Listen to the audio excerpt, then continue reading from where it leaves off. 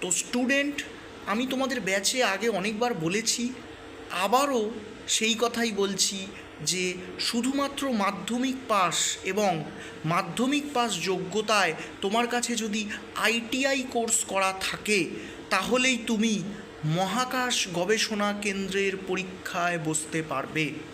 কোন পরীক্ষায়? মহাকাশ গবেষণা কেন্দ্র ইসরো, সতীশ ধাওয়ান স্পেস সেন্টারে তুমি পরীক্ষা দিতে পারবে। শুধুমাত্র আইটিআই সার্টিফিকেট থাকলেই, শুধুমাত্র আইটিআই সার্টিফিকেট থাকলেই তুমি মহাকাশ গবেষণা কেন্দ্র ISRO, Indian space and research অর্গানাইজেশনের মতো সংস্থায় টেকনিশিয়ান বি পদে কাজ করার সুযোগ পাচ্ছ।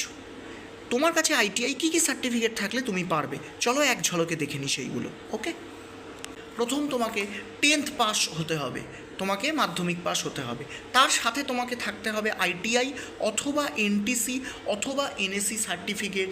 এই ট্রেডগুলোর মধ্যে যে কোনো একটা ট্রেডে কি কি, একটা হচ্ছে ইলেকট্রিশিয়ান, একটা হচ্ছে ফিটার, একটা হচ্ছে রেফ্রিজারেশন অ্যান্ড এসি মেকানিক। এতগুলো ট্রেডের মধ্যে যে কোনো একটা ট্রেডে থাকলেই তুমি এই মহাকাশ গবেষণা কেন্দ্র ইসরোর পরীক্ষা দিতে পারছো। আর কি কি থাকছে? ইনস্ট্রুমেন্ট মেকানিক, আইএম যেটাকে বলা হয়, অথবা ইএম ইলেকট্রনিক্স মেকানিক, এই ট্রেড নিয়েও অনেকে পড়াশুনো করো। এছাড়াও ডিজেল মেকানিক। কোনো পোস্টে ভ্যাকেন্সি একটু বেশি, কোনো পোস্টে ভ্যাকেন্সি একটু কম, কিন্তু ভ্যাকেন্সি দেখে বা ভ্যাকেন্সির দিকে তাকিয়ে পরীক্ষা দেব না, এই জিনিস না করাই আমার মনে হয় ভালো হবে তোমাদের ভবিষ্যতের জন্যে। কেননা এই সুযোগ সব সময় আসে না, কিন্তু ইসরো প্রায় ফর্ম বার করে, আমি দেখেছি বার করে, এবং আইটিআই গ্রেডে পরীক্ষা দেওয়া যায়। আগেও আমি একটা ভিডিও দিয়েছিলাম এটা নিয়ে। তো এবারে যেটা সেটা হচ্ছে এই ট্রেডগুলোর মধ্যে যে কোনো একটা ট্রেডে আইটিআই পাস হলেই, এবং তোমার কাছে যদি আইটিআই পাস সার্টিফিকেট থাকে, অ্যাপিয়ারিং হলে কিন্তু হবে না। যারা ফার্স্ট সেমিস্টার পড়ছো অথবা লাস্ট সেমিস্টার পড়ছো তারা কিন্তু দিতে পারবে না, পুরো তোমাকে পাস করতে হবে, তোমার কাছে সার্টিফিকেট থাকতে হবে, ঠিক আছে? এর মধ্যে হলেই তুমি পরীক্ষা দিতে পারছো। পরীক্ষার এজ লিমিট কত থাকছে? 18 বছর থেকে 35 বছরের মধ্যে তোমার বয়স হলেই তুমি পরীক্ষাটা দিতে পারছো। পরীক্ষার সেন্টার কোথায় পড়বে, কত ফিজ হবে, এগুলো নিয়ে আমি আলোচনা করছি, ভিডিওটা শেষ অবধি খেয়াল করতে থাকো। এবার বাকি পার্টগুলো নিয়ে আলোচনা করি। এক্সাম ফিজের মধ্যে তোমাকে প্রথমে 500 পেমেন্ট করতে হচ্ছে, কিন্তু যখন তোমরা রাইটিং এক্সামটা অ্যাটেন্ড করবে দেখবে তোমাদের ওখানে ব্যাঙ্ক ডিটেলস আগে থেকেই চাইবে ফর্ম ফিল আপ করার সময়। তো তোমরা যখন রিটিন এক্সামটা অ্যাটেন্ড করবে তোমাদের 400 ব্যাক হবে।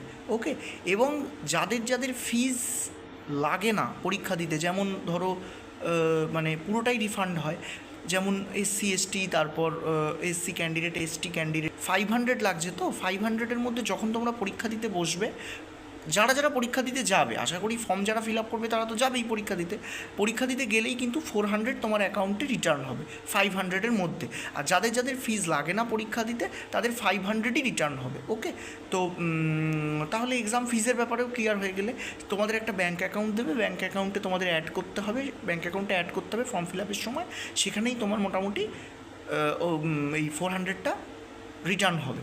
নেক্সট হচ্ছে এক্সাম সেন্টার। কোথায় এক্সাম সেন্টার পড়ছে? কলকাতা পড়তে পারে, আমাদের কলকাতার ছেলেগুলো যেতে পারবি, কাছাকাছি যারা আছিস। ভুবনেশ্বরও পড়তে পারে। এবার এ দুটো হচ্ছে কাছের কথা বললাম, মানে আমাদের কলকাতার কাছাকাছি।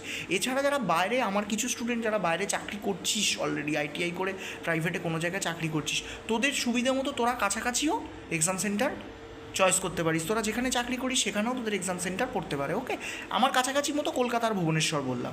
নেক্সট আসি এক্সাম প্যাটার্ন কী কী থাকতে পারে। প্রথম কথা, যারা আইটিআই করেছিস তাদের জন্য রিটিন টেস্ট থাকবে একটা। রিটিন টেস্টে কিন্তু নেগেটিভ মার্কিং আছে। রিটিন টেস্ট থাকবে। রিটিন টেস্ট পাস করলে তোকে স্কিল টেস্টের জন্য ডাকা হবে, যেখানে বিভিন্ন জায়গায় জব দেবে তোকে, সেগুলো কমপ্লিট করতে হবে তোকে টাইমে। যেমন তুই আইটিআইতে প্র্যাকটিক্যাল পরীক্ষা দিয়ে এসছো তোমরা, ওকে, যেমন তোমরা প্র্যাকটিক্যাল পরীক্ষা দিয়ে এসছো বা আমার স্টুডেন্টরা যেমন প্র্যাকটিক্যাল পরীক্ষা দিয়ে এসছিস, ঠিক সেই হিসাবেই ওখানে কিন্তু স্কিল টেস্টটা হবে। তো আগে তো রিটিন টেস্টটা কোয়ালিফাই করা যাক। তো আপাতত আমি এই যে ভিডিওটা, এর এখানে ডেসক্রিপশান বক্সে আমি লিঙ্ক দিয়ে দেবো, অ্যাপ্লাইয়ের লিঙ্ক, তোমরা সবাই ফর্মটা ফিল আপ করে নিও। এখানে আরেকটা কথা বলে রাখি যে এছাড়া কারা এখানে অ্যাপ্লাই করতে পারবে। ভ্যাকেন্সি কম, আবারও বললাম, আইটিআইয়ের তুলনায় হয়তো ভ্যাকেন্সি কম, কিন্তু ভ্যাকেন্সি কম দেখে লাভ নেই। তোমার যদি চাকরির খিদে থাকে তাহলে তুমি অ্যাপ্লাই করতেই পারো। ডিপ্লোমা ইঞ্জিনিয়ারিং বা পলিটেকনিক যারা করেছো, তার মধ্যে যারা মেকানিক্যাল করেছো তাদের ভ্যাকেন্সিটা একটু বেশি আছে ইসরোর ক্ষেত্রে, অন্তত ইসরোর এই রিক্রুটমেন্টটার ক্ষেত্রে। অন্য রিক্রুটমেন্টে আবার দেখা যেতে পারে ইলেকট্রিক্যালের অথবা ইলেকট্রনিক্সের ভ্যাকেন্সি বেশি। তো এই যে রিক্রুটমেন্টটা ইসরোর, তার জন্য মেকানিক্যালের ডিপ্লোমা হলে অ্যাপ্লাই করতে পারবে, ইলেকট্রিক্যাল ডিপ্লোমা হলে অ্যাপ্লাই করতে পারবে, অথবা ইলেকট্রনিক্স ওরিয়েন্টেড ট্রেড হলেও অ্যাপ্লাই করতে পারবে। এই ট্রেডগুলোতে আইটিআইয়ের থেকে পলিটেকনিকে ভ্যাকেন্সি কম, কিন্তু তবুও তোমরা পরীক্ষা দিতে পিছিয়ে এসো না, পরীক্ষা দিতেই পারো। ওকে, ঠিক আছে। তো এই ট্রেডগুলো তোমরা পরীক্ষা দিতে পারবে যারা পলিটেকনিক বা ডিপ্লোমা ইঞ্জিনিয়ারিং করেছো। তাহলে লেগে পড়ো পরীক্ষা দিতে। আমার এই ভিডিওর ডেসক্রিপশন বক্সে আমি অ্যাপ্লাই লিঙ্ক দিয়ে দিচ্ছি। তোমরা আগে ভালো করে পুরো নোটিফিকেশানটা পড়ে নেবে, পড়ে নিয়ে দেখে নেবে। আচ্ছা, কত কেবির মধ্যে ছবি আপলোড করতে বলছে সেগুলো সব দেখে নেবে, দেখে নিয়ে সিগনেচার কেমন চেয়েছে প্রত্যেক কটা সুন্দরভাবে অ্যাপ্লাই করে দেবে, যাতে ফর্ম কোনোভাবে ক্যান্সেল না হয় এবং পরীক্ষাটা ভালোভাবে দিয়ে আসতে পারো। ওকে, চলো, বেস্ট অফ লাক।